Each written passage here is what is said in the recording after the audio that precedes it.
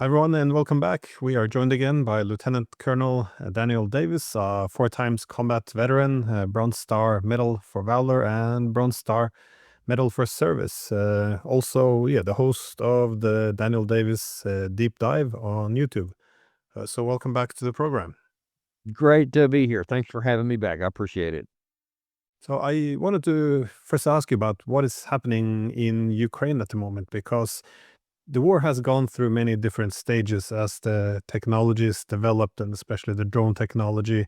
Um, in the beginning, of course, Russia thought they could pressure Ukraine and NATO into a peace agreement. Then it turned into a war of attrition. So we've gone through this. It looks as if at many points the Ukrainian army has been incrementally moving towards collapse. But what's happening now seems a bit different in terms of the Ukrainian army becoming exhausted. I was just wondering how you effectively read the battlefield at the moment.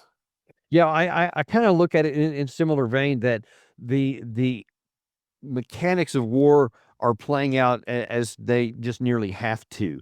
When you have such a dramatic imbalance in the inputs that go into a war of attrition that we have here, where you have one side, the Russians, that have an advantage in the air, they have an advantage in air defense, advantage in the armaments of war, their industrial capacity, and above all in the manpower pool, just the number of people from which they can draw. And the other side, the Ukraine side, is deficient in all those categories, and in many ways they're actually growing further apart as time goes on, especially in the manpower pool as well. The only place where you have parity is in the drones, and that is a big issue. That's a big one because it's not decisive, but it has dramatically changed the nature of modern warfare on the conventional level. And so that advancement in capacity has enabled the Ukraine side with fewer men to lose slower. It's not going to change the outcome. It's not going to change the nature of an attritional war because they still keep losing men every day. They still keep imposing casualties on the Russian side every day, but not as many because of how the Russians fight. And there's just not as many Ukrainian men. And you've seen over the last 4 or 5 months, especially, and Julian Ripka, the German journalist, has really chronicled a lot of this. The density of forces on the Ukraine side keeps shrinking. I've actually introduced or interviewed on my channel some journalist from the Ukraine side who's been multiple times on the front line, and he said his own observation matches that he's seen the number of Ukrainian men that have they're targeted with defending a certain sector or a certain city or village. They keep shrinking. There's not as many of them, and now then you see the Russians are also they're advancing in how they're fighting the war, and so these so-called neat ways that they are alleged to have done earlier on. Now then they're not even allegedly doing that. Now then they minimize the number of troops that actually get to the point of contact, and they're using a lot more flanking maneuvers much more effectively because they have the troops. They can do it. They have the reserves. The Ukraine side doesn't. And when they start having a penetration or a loss in one area, they have to move troops from somewhere else. But then the Russians will then increase the pressure in that point, and they start going back. And it's just like putting your finger in the dike. You run out of fingers, but the holes keep coming and the water keeps leaking. And I think that's kind of where we are. And when you look at the current context of the battlefield, you see that especially around the Pokrovsk, which is kind of the central part, and that's definitely the Russian main effort right now. They have supporting efforts in Kupiansk on the northern part of the Eastern Front, and in Kherson on the southern part of the Eastern Front. But that Pokrovsk area and the Konstantinovka in the area, there's a couple of different pockets forming there. But Kupiansk is forming a pocket. Russian troops are there. They're inside the city, in the outskirts there. They're inside the city of Pokrovsk. That literally could fall within a matter of weeks now. It's been remarkable, and it's a testament to the fighting capability of the Ukraine side. It's held out this long. But there is a breaking point, and I think they're getting close to it there. And if that falls too, and depending on how it falls, it could open up additional avenues for the Russian army to exploit further. They're already in the Dnipropetrovsk area. They're also in the Sumy area. They're in the Kharkiv area. So you see there's many places where fighting is going on. The Ukraine side simply doesn't have the manpower and the resources to forever defend and not eventually crack somewhere. It's interesting though that given that Russia dominates in air power, manpower, well, most of the areas, and the Ukrainians are taking obviously then many more casualties.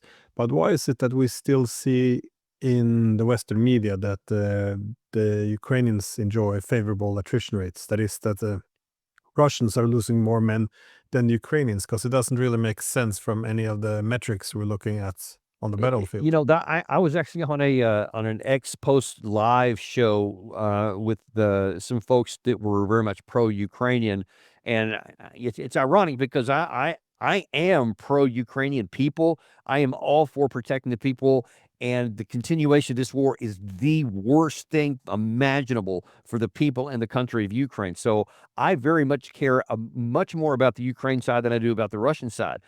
But when you take a look at what's actually happening and then you try to reconcile that with the statements and words, it's just what we want to be true. On this particular X show I was talking about there, someone was talking like they had seen a textbook somewhere, a military textbook that said the attacking force has to have a 3-to-1 advantage over the defending force because the defending force can draw the attackers in and then they can kill more of them. That's why you need a 3-to-1 advantage. That's what he read in a book, apparently. And I'm like, okay, that's in a book, and that is a general truism. But the way this fight is being done now is the Russians have adopted and changed their tactics and how they approach these. So they don't just go slamming in there. They prioritize their troops at the expense of the other side. So at the expense of speed, probably is a better way to put it. So Russia is willing to take a lot longer to achieve an objective by prioritizing firepower, drones, missiles, artillery, rockets, airstrikes, etc., and they will pulverize an area as opposed to sending in a big infantry or armor wave to try to punch through something like that. So that makes it go a lot slower, but that also means that the Ukraine side is under a withering level of fire.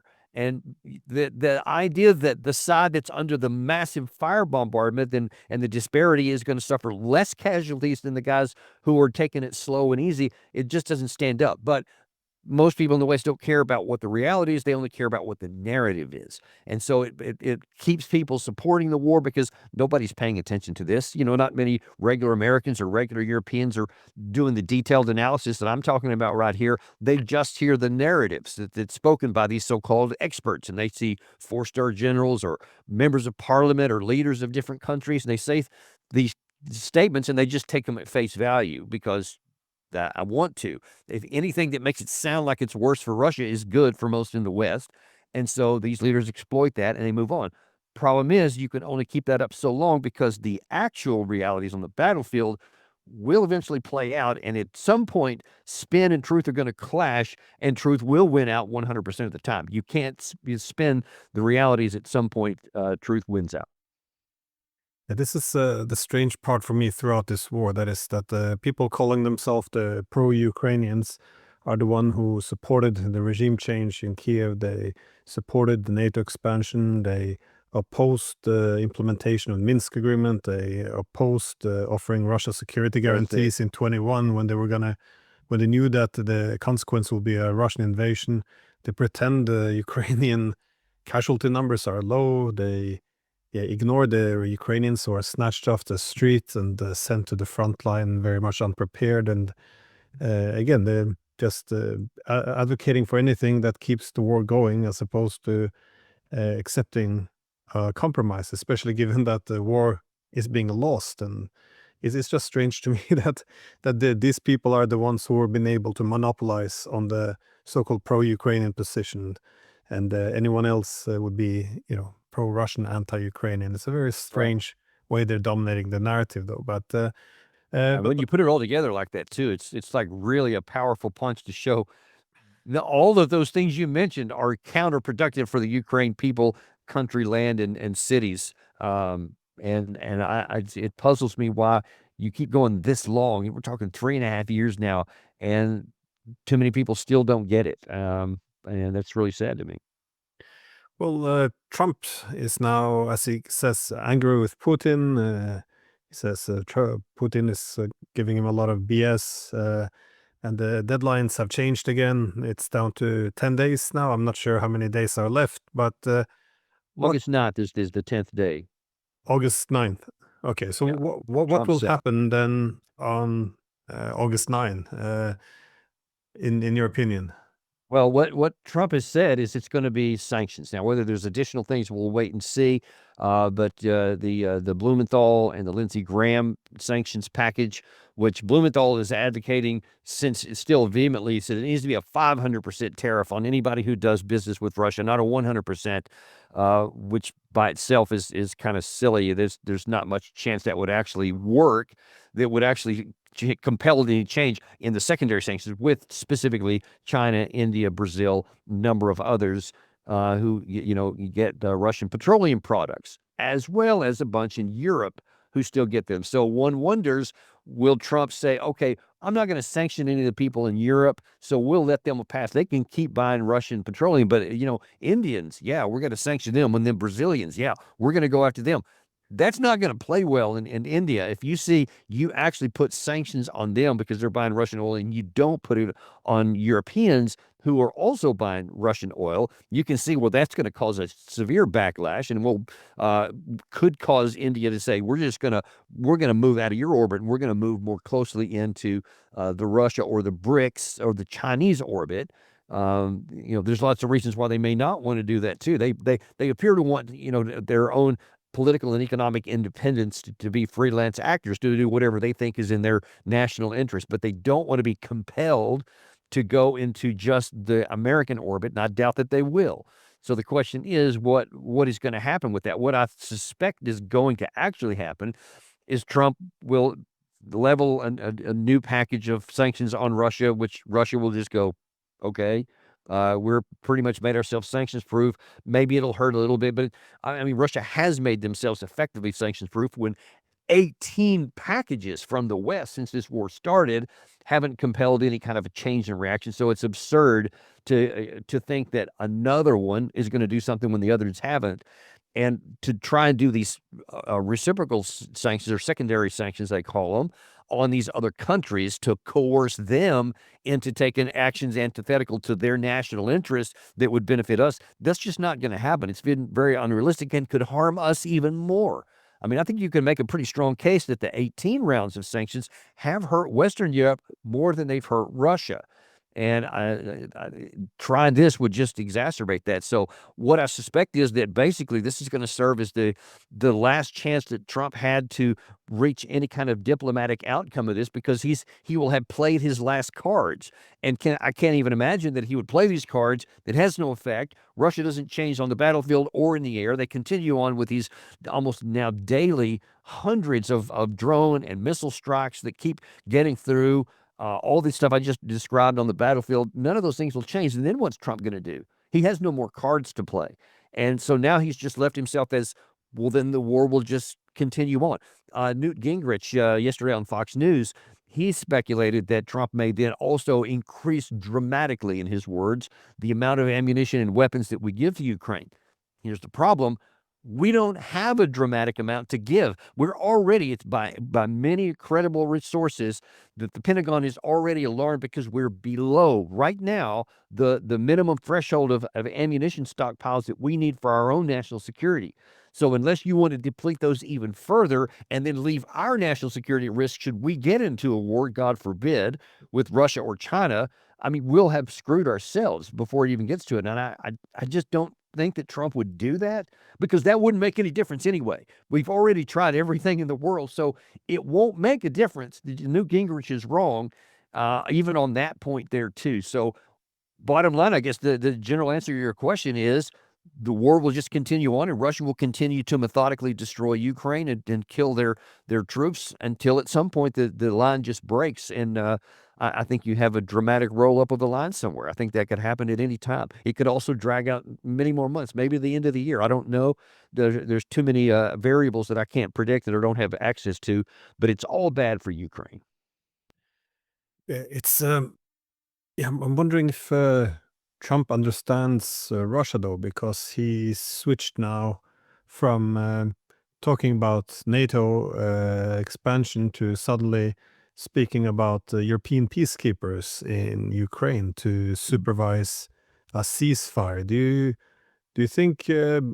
Well, on this premise, do you think he understands what Russia's actually after? Because one could say that he's just ignorant, but in the past he kept pointing out that he can understand why Russia would be worried about NATO expansion. He was making the point that yeah, this was Biden's fault. He shouldn't have expanded NATO for years and years. People said this would result in disaster, but now suddenly he doesn't talk about this anymore. So it's hard to just write him off as being ignorant because he has had his finger on the pulse for so long. So how do you explain? You know, it's unclear to me. I think it's probably gonna be largely irrelevant. There's not gonna be any peace to keep.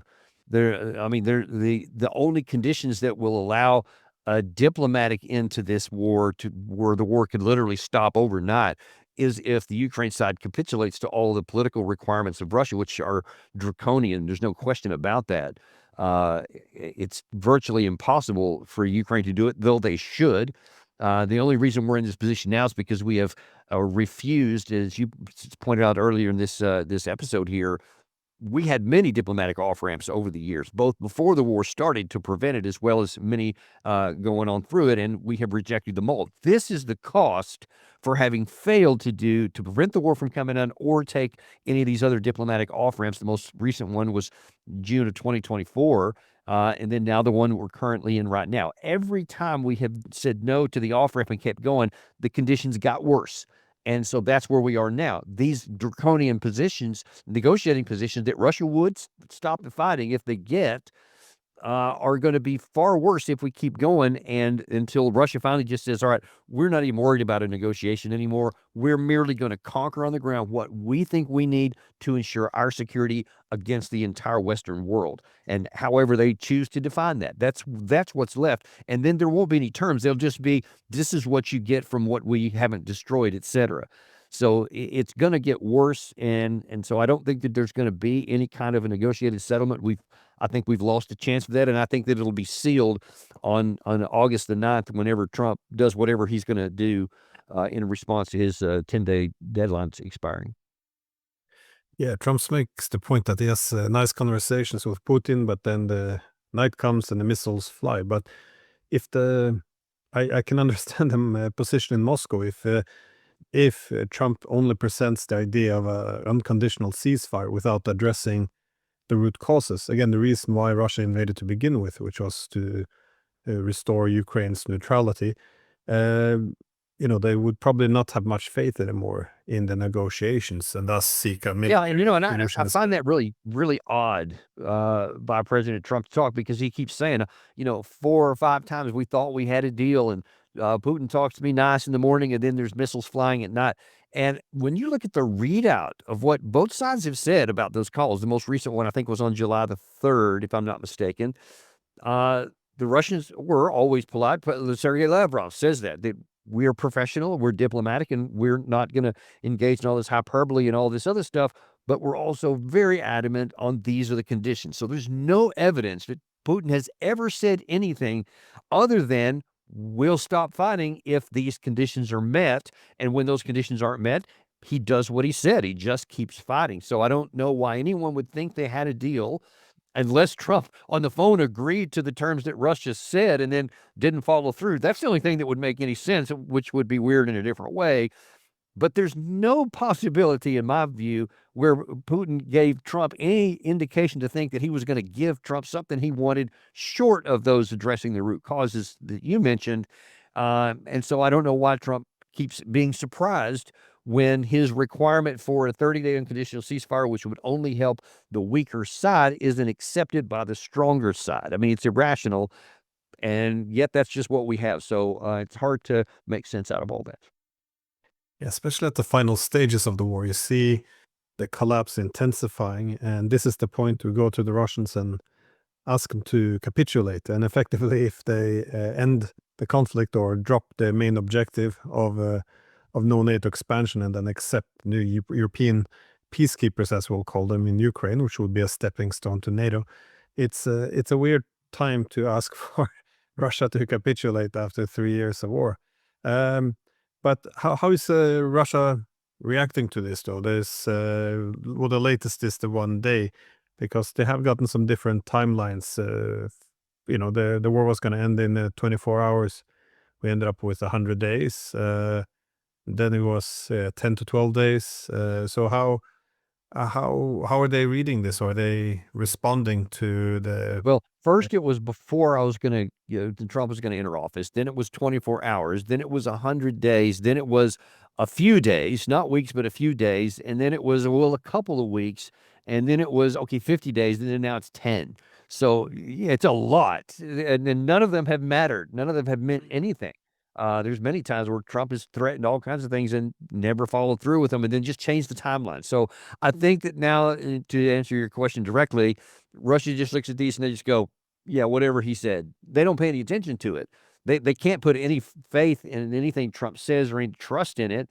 And if no matter what Trump sets days or months or weeks or anything else, any kind of timeline, if the conditions that the Russians from a position of superiority are not addressed, they're just not gonna it's not gonna matter what the other side says. They'll continue doing what they're gonna do. They have a methodical plan in place. They have the resources to conduct it. They have the time to conduct it because they don't have any near-term objectives, time-wise of their own. If there's a break in the Ukraine military in the next month or week or 10 days, then they'll react to that. If there's not, and if the Ukraine side continues this remarkable but ultimately suicidal strong fighting and continues to just lose slowly, Russia can do that too. They're willing to do whatever it takes to accomplish their long-term security. And that's what I think few in the West understand is that they're not on a timeline. The Russians aren't. They're on an objective.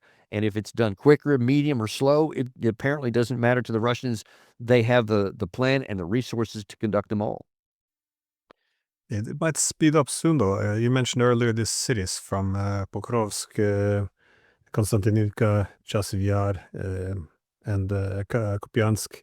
But these are all larger cities, which are looking that they're all going to fall. Well, Konstantinivka probably later than the others, but these are also not just big cities where you can build up a very critical force to move on, but they also are quite important logistics hubs. So, and afterwards, there doesn't seem to be that many front lines, or well, not front lines, but um,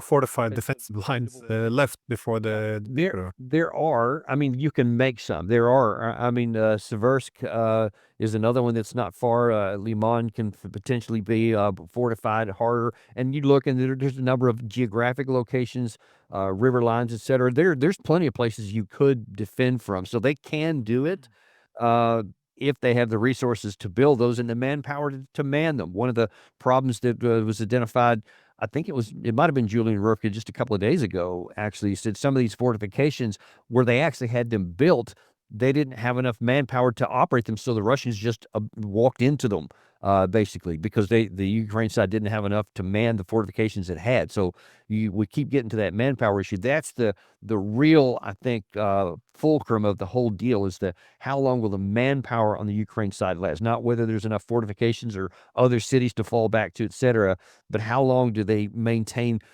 the unity of a coherent army with which to conduct these defenses? And that's really impossible to know. I frankly, just being honest, I thought that might have reached its culminating point last summer, at the end of the summer, early fall, and obviously that didn't happen. It still hasn't. So I'm not making any more predictions other than that the fundamentals exist and it will happen at some point.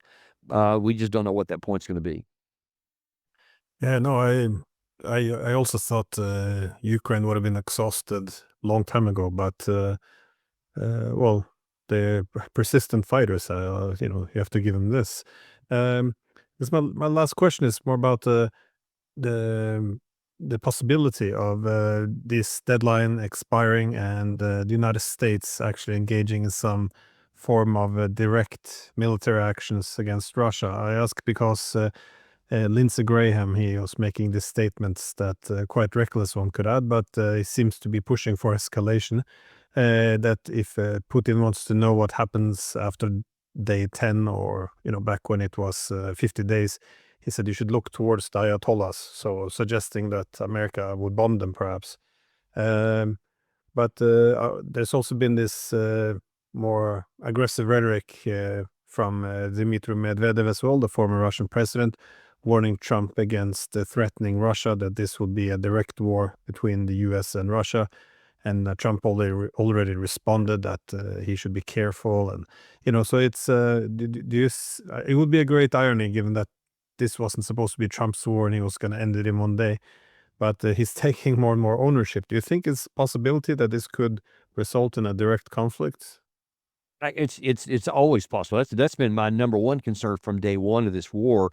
That while one of the key reasons that we needed it for our own national interest to get it off the table, so that we eliminate that possibility. Every day the war continues on, that risk remains, and the longer it goes, frankly, the higher the risk is that somebody either makes a bad decision, they miscalculate, they misinterpret something, or they think they can get away with just crossing this red line a little bit, but not realizing that the other side has said, no, that is a hard one. If you cross that, then I will, and you don't know where that's going to be. It is the height of absurdity would be for the United States, and that means Donald Trump, because he's the commander in chief right now, to take any military action whatsoever against Russia. It was either Newt Gingrich yesterday, or it might have been Blumenthal, or maybe even Lindsey Graham. I can't recall which one it was, that said, yeah, what we need to do is get more on the other side of August 9th. We need to get more aggressive with long range stuff that will target more effectively strikes deeper inside of Russia, enabling the Ukraine side to do that with American capability or so. Because the problem is, I think that this is one of, when I say miscalculation, there are clearly those in the West that think, well, we did stuff with ATACMS, with the Storm Shadow, with some of these other long range missiles, and it didn't spawn in war. Russia didn't attack Germany with Taurus missiles, or when they use Taurus missiles, or any of that kind of stuff. So they never will. So we can be a little bit more aggressive in doing it. And what we don't know is that where the Russian patience has exhausted, where that comes into where, and there's lots of folks inside Russia, I can promise you, that have been angry at Putin for not having responded earlier. And we don't know where that could finally trigger Putin to say, that's it. The straw that broke camel's back, so to speak, was finally reached. And all of a sudden they do something that they may calculate. Okay, this is just an answer in kind. This is just to send a message to you. We're going to hit this ammo depot in Poland or in Romania, or maybe this weapons factory for the Taurus missile in Germany itself, etc., just as a warning. And then all of a sudden everybody gets freaked out. It's Article 5 time. And suddenly we've got this war that all too easily could go nuclear. That is my big fear, and one of the big reasons why we need to get this thing over with as soon as possible. But as long as the war continues, room for stupidity, miscalculation, misinterpretation will remain alive that potentially could harm us all. Yeah, I think this has been one of the key challenges in this war, is that the rules of proxy war has been changed so much. So past 3 years, we've been working to define the rules. So again, in the beginning, you had people like Biden saying you couldn't even send F-16s. This would be World War III. Now it's unproblematic. So it's this salami tactics, or this incrementalism, just doing a little bit step by step, and then normalizing it. And every time the Russians don't retaliate, it's not seen as being cautious, but weak. And and also sets a precedent. Now this is allowed essentially in a proxy war. It's this is why it's kind of terrifying to listen to the German chancellor, calling for taking leadership in the conflict or the war against Russia. This is, if I was sitting in Moscow, I would retaliate against any NATO members. The excessively aggressive Germans who do not have nuclear weapons would probably be my optimal target to restore some deterrence and make an example, though. But it's no, it's I fear that in this final stages, if Ukraine goes towards a collapse now, do you think, do you think the West could do something stupid? I mean, Yeah, I do. there is some And I panic think here. that there's also going to increase the risk that Ukraine leadership does something stupid. If a collapse scenario begins to unfold and they see that battalions, entire battalions or fronts start to disintegrate or abandon the fight, and Russians start like literally pouring through an open hole because Russia has the exploitation troops, from all I've been able to gather, that are positioned at numerous points, not fighting, just positioned for such an event. And if there's a breakthrough, they can suddenly roll a lot of people in that undefended. In the event of something like that, I worry a lot about the Ukrainian leadership doing something alarming and desperate and potentially catastrophic, like I don't know, with a dirty bomb possibly, or some other kind of really provocative attack against the Russian side in order to spawn an over retaliation that could then strike at the West and then draw in Russia, or that Russia does some mass casualty kind of situation, which would shock the Western Europeans and say, "Oh, we have to go come to your help." I worry about that in desperation, doing something that intends to cross a line somewhere in order to try to spawn a Russian response that would then be seen as a casus belli to launch into a war. That is one of my bigger worries as well. Well, on that terrifying note of the final stages of this war, thank you so much. This is I can't believe I hope that I it can't never believe we happens, got of to this course. point. This is should have been negotiated a long time ago, but yeah, here we Should are. definitely have been. Thank you very much. Because yeah, I totally agree. We should definitely get this off the table ASAP. Thank you.